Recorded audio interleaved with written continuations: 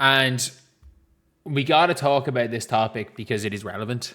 Not that I want to get into this whole weird thing that's going on right now, but like this topic is relevant right now with Julie Tatar. It is a player like she's a player in the French second tier where they allow trans women compete. And she is absolutely dominating. Like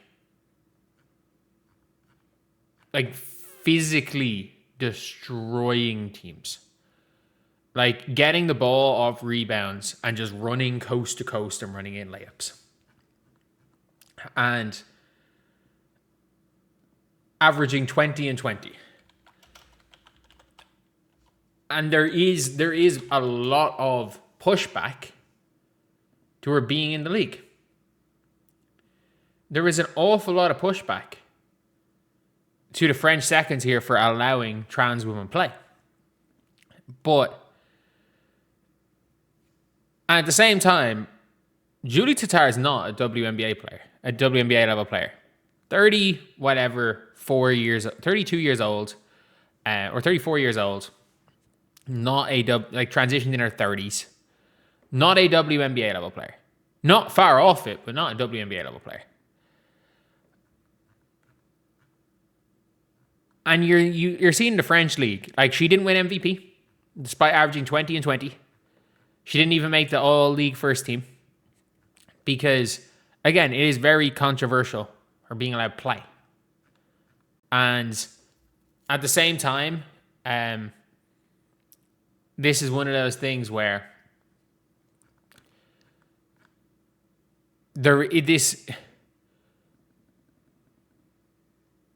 kind of stops the whole argument, for me anyway, where people can argue that any of the, hormone stuff, you completely lose your athletic ability. Because prior to transitioning, I was a terrible basketball player. Prior to transitioning, played in a league that, I'm not joking, is a lower level of basketball than I played. I played at a higher level of basketball. And Julie Tatar is not far off being WNBA level.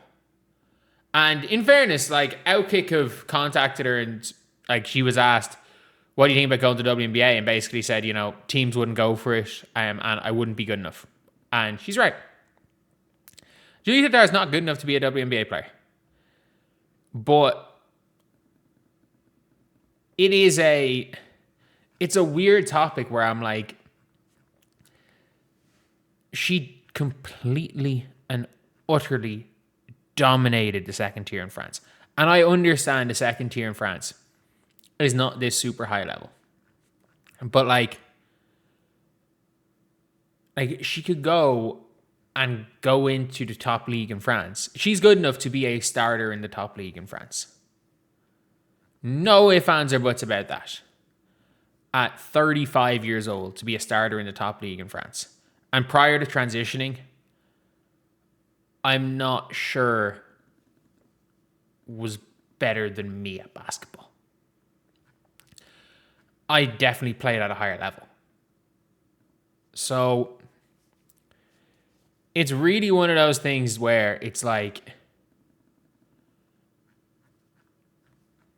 that my opinion on the topic is in any way relevant, but the argument, I feel like the argument of people saying that there is no advantage to people that go through a transition physically is objectively false.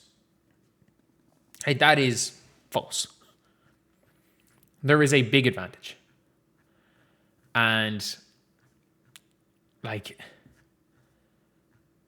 don't know what way the league are going to decide. Whatever way the league are going to decide, players are going to have to live with it. they're going to have to live with whatever the decision's made. But let's be very real about all this whole topic. There are people that have hijacked this topic as a way of hating certain people. No ifs, ands, or buts about that. And I actually do not think Sophie Cunningham's one of those. There are people that are using this topic to push hate. And I think the conversation really comes to from a merit level of how much of an advantage there is. Because I'm going to be real. Professional sports not for one day, has never been inclusive. There's never, playing in sports league is not a human right. Playing in a professional sports league is not a human right. But I've watched clips of Julie Tatar playing, and physically is not a WNBA level player by any means. For people saying, oh, WNBA should sign her. No, not a WNBA level player. She's physically stronger than every player in the WNBA. I have no doubt about that. I have zero doubt about that. And look, whatever way the rules are in the WNBA, if I'm going to be real for a team, if trans women are allowed to play, and that's the rule, go sign her. Genuinely, go sign her. You've then suddenly got a bruising center who's going to be the best rebounder day one in the WNBA.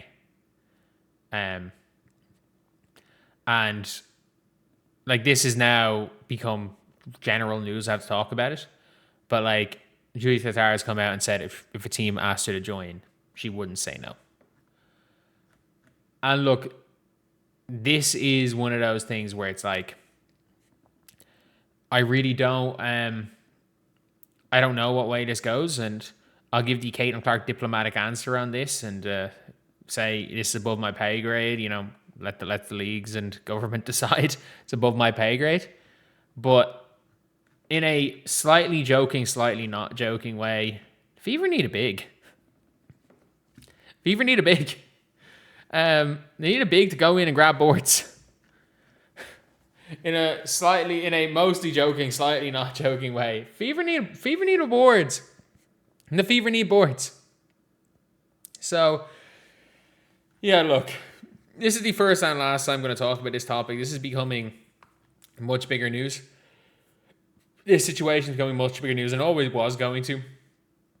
And I've always said that again, this is a topic that I'm going to give the Caitlin Clark answer for this. I'm going to give the Caitlin Clark answer while talking about this.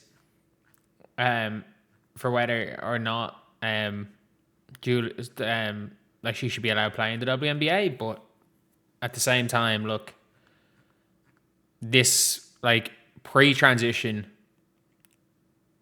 Julie Tatar pre-transition was probably worse than me at basketball. I was a D3 guy. I was a D3 rotational piece level player at my peak. If I was in the States. And if we're being honest, that's Julie Tatar, after watching clips of her playing, she's not a WNBA level player. She's not far off it. She's not. She's playing in a lower league, but it's not a horrific league. There's a lot of decent young players in that league, but the level of dominance she's showing in that league, she's the level of a training camp player. Genuinely. And then last thing about this topic is the Clay Travis $10 million game for a high school team against the Las Vegas Aces. The high school team would win by 75 points. Obviously, it will never happen. The high school team would win by 75 points.